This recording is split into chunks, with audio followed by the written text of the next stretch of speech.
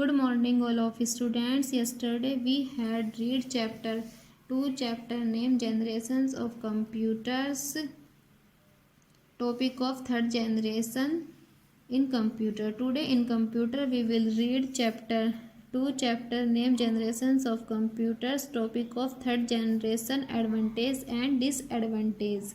So let's start reading from here. Advantages गुणिया लाभ. Point 1. The size of third generation computers was small compared to the size of first and second generation computers.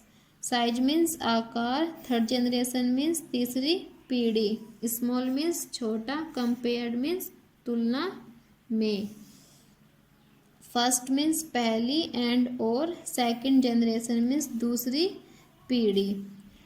पहली और दूसरी पीढ़ी के computer के आकार की तुलना में तीसरी पीढ़ी के कंप्यूटर का आकार छोटा था.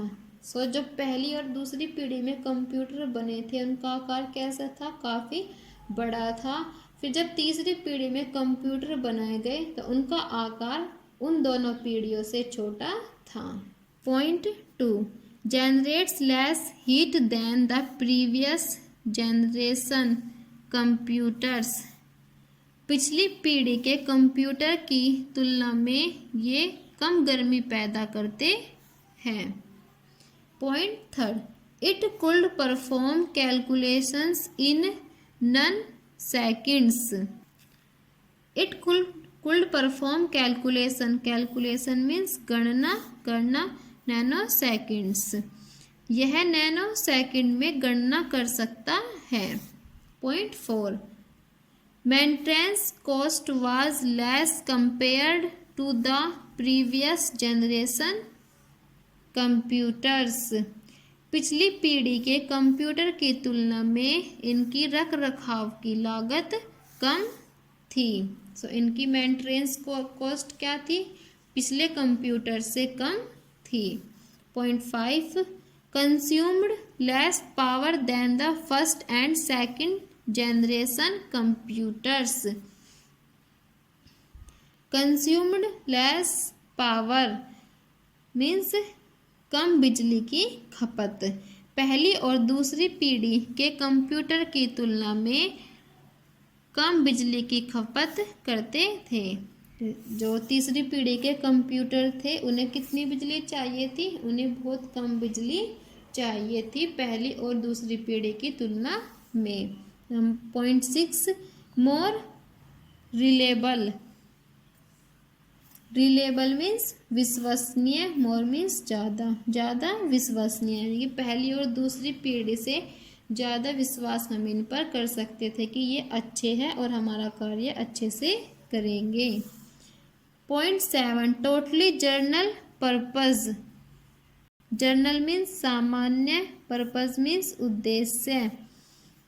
पूरी तरह से सामान्य उद्देश्य के लिए थे. यानी कि जो हमारा जर्नल कार्य होता था हम इस पर वही कर सकते थे.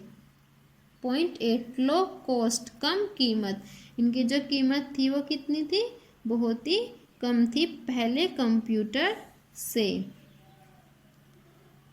Point 9. Good storage.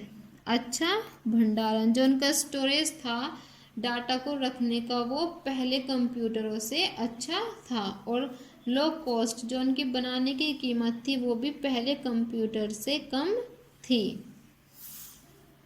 डिसएडवांटेज. नुकसान या अवगुण, दोष. तीसरी पीढ़ी के कंप्यूटर के दोष. First. Air conditioning was required. Air conditioning की आवश्यकता थी. और एयर कंडीशनिंग और किस कंप्यूटर की में चाहिए था हमें? दूसरी पीढ़ी के कंप्यूटर में भी एयर कंडीशनिंग का ही दोष था. और थर्ड जनरेशन के कंप्यूटर में फिर से यही दोष हमारे पास है कि एयर कंडीशनिंग की आवश्यकता थी. Brain booster. The ENIAC occupied about 1,800 square feet, used 17,468 vacuum tubes, 5000 relays used a teletype weighed almost 50 tons, used 200 kilowatts of electricity and cost about $50 lakhs.